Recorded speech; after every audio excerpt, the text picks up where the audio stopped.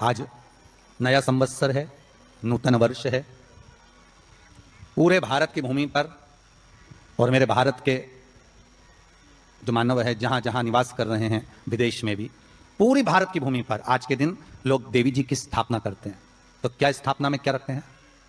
कलश रखते हैं। तो कलश किस लिए रखा जाता है? कलश का क्रम क्या है? अपन ने अभी तक कथाओं में बहुत सुना, शिव महापुराण में, कि दिए का महत्व क्या है। अपन ने सुना दही का महत्व क्या है, जल का महत्व क्या है। पूरी शिव महापुराण में अपने अलग अलग महत्व को जाना है। पर यह नवरात्रे में जो शिव महापुराण की कथा शुरू हो रही है, नवरात्रे में जो शिव महापुराण की कथा को हम श्रवण करने के लिए बैठे हैं, इसमें हमारा एक संशय और मिटना चाहिए कि भारत की भूमि पर जब मां आद्य शक्ति की स्थापना होती है, मां जगतजननी को जब विराजमान किया जाता है, या चैत्र नवरात्रे में, शरदीय नवरात्रे में, आषाढ़ी नवरात्रे में, आदि पौष नवरात्रि में हम जगतजननी जगदम्बा की जब स्थापना करते हैं, या हम नूतन घर का प्रवेश करते हैं, या गणेश जी की स्थापना करते हैं, या कोई दुकान को प्रवेश करते हैं, या कोई शुभ कार्य करने के लिए अग्रण्य होते हैं, तो हम कलश की स्थापना क्यों करते हैं? आज शिव महापुराण में शुरुआत में अपन शिव और पार्वती की यही संवाद को लेकर चलते हैं।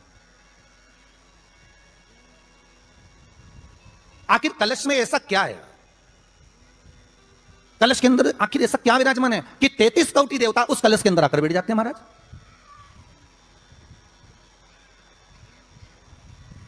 आप कोई यज्ञ करने जा रहे हो, आप कोई पोथी पुराण करने जा रहे हो, आप कोई अच्छा कार्य करने जा रहे हो, तो ब्राह्मण देवता कह रहे थे कलश की स्थापना होगी, कलश की शोभा यात्रा निकलेगी, कलश यात्रा निकलेगी, कलश विराजमान होगा। और आज हर की पौड़ी पर, प्रयागराज में, या उज्जैनी में, नासिक में जो बड़े बड़े कुंभ के मेले होते, कुंभ का मतलब भी तो कलश से होता है। उसकी महत्वता क्यों है? उस कुंभ की, उस घड़े की महत्वता कहां से प्रकट हो गई? शिव महापुराण की कथा कहती है महाराज, भगवान ओघड़दानी शंकर स्वयं आद्य शक्ति जगदम्बा से कहते हैं कि जगदम्बा तू क्या चाहती है बोल। तो जगतजननी जगदम्बा कहती है कि जहां मैं हूं वहां शंकर है। यह आपने कह दिया, पर जहां शंकर है वहां पार्वती का होना जरूरी है। उसके लिए सिद्ध करने के लिए एक स्थान ऐसा बनाया जाए जहां पर शंकर विराजमान है और शंकर के साथ पार्वती विराजमान है। तो शिव जी ने कहा, पार्वती उसके लिए मैं तुझे एक सुंदर कलश का निर्माण कर देता हूं। दुनिया की रचना करने वाले महाराज, संपूर्ण ब्रह्मांड की रचना करने वाले, जिनको भगवान शिव ने स्वयं ब्रह्मदेव से कहा है कि ब्रह्मा जी तुम सृष्टि खंड को आगे बढ़ाइए, सृष्टि की रचना करिए। और आज ही के दिन, यही चैत्रीय प्रतिपदा के दिन, यही इसको कहते हैं नया संवत्सर, नया वर्ष। हिंदू धर्म में क्यों कहा जाता है? आज ही के दिन ब्रह्मा जी ने महाराज सृष्टि की रचना करना प्रारंभ करा था। आज ही के दिन भगवान शिव और ब्रह्मा का संवाद हुआ था। सीधे भगवान शंकर ब्रह्मदेव के पास जाकर बोले थे, हे ब्रह्मदेव, आप सृष्टि की रचना करिए। तो ब्रह्मा जी ने पूछा था, सारे नक्षत्र आपने बनाए, सारे दिन आपने बनाए, सारी घड़ियां आपने बनाई, सारा पल आपने बनाया, मनुष्य की श्वास गिनती, काउंटिंग, अर्थात मनुष्य के शरीर की रोमावली, यह सब आपने निश्चित करी है। मनुष्य की कितनी धड़कन चलेगी, कितनी श्वास चलेगी, 21,600 श्वास जो मानव के शरीर से प्रतिदिन निकल रही है, 3.5 करोड़ रोम छिद्र जो मनुष्य के शरीर में बने हुए हैं, ये संपूर्ण बनाने वाले आप हो। एक एक घड़ी, एक एक पल, एक एक नक्षत्र, एक एक समय बनाने वाले आप हो। हर श्वास को बनाने वाले आप हो। तो आपसे मुझे कहना है कि एक निर्माण ब्रह्मदेव, आप ब्रह्मा जी करें, तो एक काम करो ना कि सृष्टि की रचना भी आप करो। भगवान ब्रह्मा ने शिव जी से कहा कि सृष्टि की रचना आप करिए।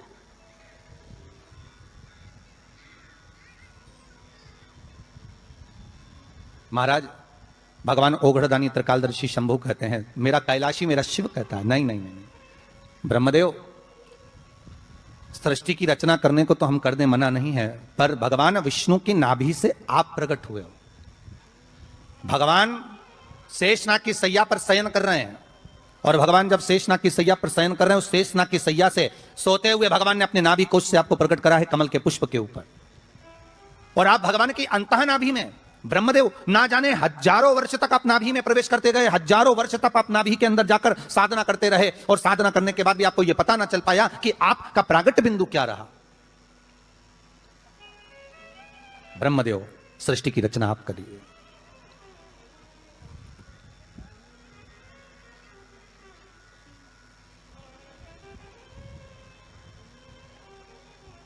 ब्रह्मा जी कह रहे हैं, नाथ, इस सारे ब्रह्मांड को रचना करना है, कर दूंगा, मना नहीं है, पर रचना करता भगवान ब्रह्मा जी कहते हैं कि मैं संसार को एकाग्रित करूं, उससे पहले 33 कोटि देवताओं को मुझे एकाग्रित करना है। और सारे 33 कोटि देवता एक जगह पर आकर विराजमान हो जाए, ऐसी कोई व्यवस्था करना है। शंकर भगवान ने कहा बनाओ ब्रह्मदेव, तुम निर्माण करो। ब्रह्मा शास्त्र कहता है कि भगवान शिव सुतः, शंकर तो शंकर है, भगवान शंकर ने एक मट्टी का सुंदर सा भाग ढेला एकत्रित करा, उस ढेले से भगवान ने एक सुंदर कुंभ का निर्माण करा, एक सुंदर कलश का निर्माण करा।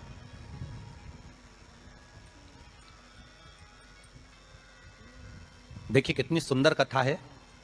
अगर आप लिंग पुराण में इस कथा को निकालोगे तो एक आनंद की अनुभूति और होगी। अगर किसी के मन में संशय हो कि यह कथा कहां से ली गई है तो लिंग पुराण में से आप इसको निकालिए। उसमें वर्णन किया गया कि सफेद मट्टी का शिवलिंग, लाल मट्टी का शिवलिंग, पीली मट्टी का शिवलिंग, काली मट्टी का शिवलिंग, उस शिवलिंग के निर्माण के पहले जब भगवान का पूजन करने के लिए पात्र की जरूरत पड़ी तो उस पात्र का निर्माण किसने करवाया था? और सबसे पहला पात्र निर्मित, सबसे पहला पात्र का निर्माण, ये तांबा, सोना, चांदी, पीतल, इनके पात्र तो बाद में बने साहब। सबसे पहला पात्र बना काय का था? जम के बोलिए जरा, काय का बना था? सबसे पहला पात्र था ये मिट्टी का। आज भी हिंदू धर्म में भले तुम्हारे घर में सोने के कलश हो, भले चांदी के कलश हो, भले तुम्हारे घर में पीतल और तांबे के पात्र रखे हो, पर आज भी अगर ब्राह्मण कहेंगे कि हमें कोई यज्ञ करना है, अनुष्ठान करना है, हमें ये स्थापना करना है, तो ब्राह्मण एक ही बात कहेंगे कि तांबा, पीतल, चांदी के हमें पात्र नहीं चाहिए। ब्राह्मण कहेगा हमें मिट्टी के कलश लाकर रखो, हमें मिट्टी के कलश चाहिए।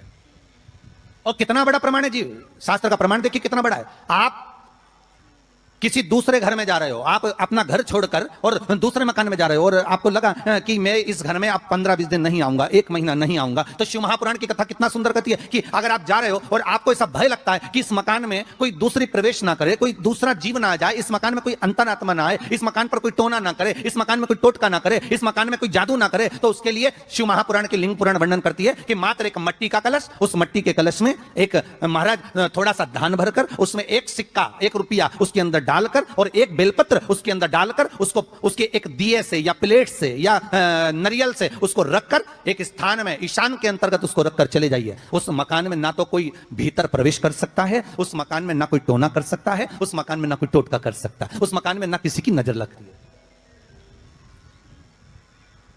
और वो पात्र कोई दूसरा नहीं होना, वो पात्र होना चाहिए मट्टी का कलश। मट्टी के कलश की बड़ी महत्वता है।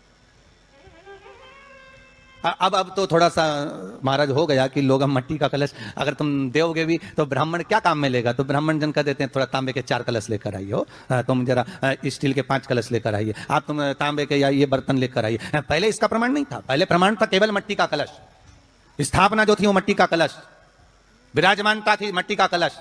क्यों बोते हैं? उसको बोने का कारण क्या है?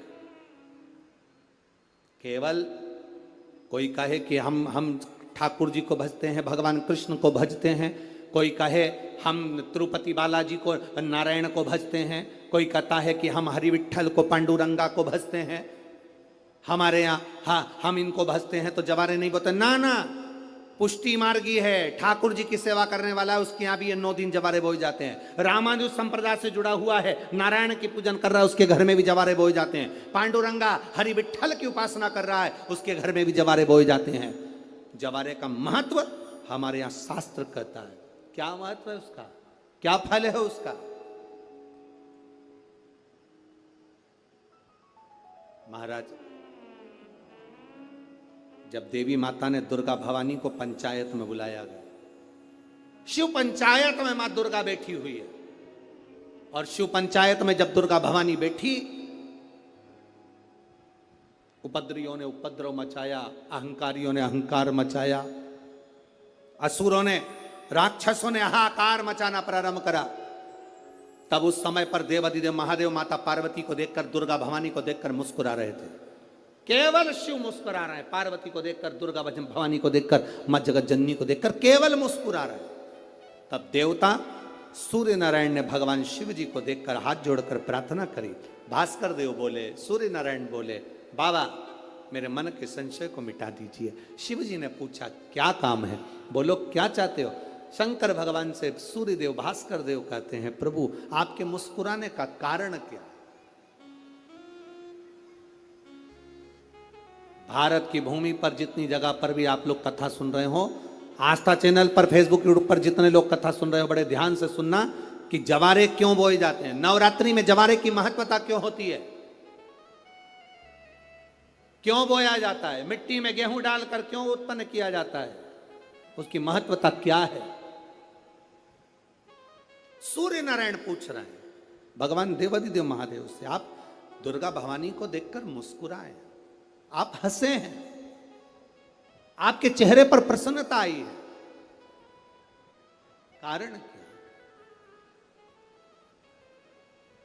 और महाराज देवाधिदेव महादेव ने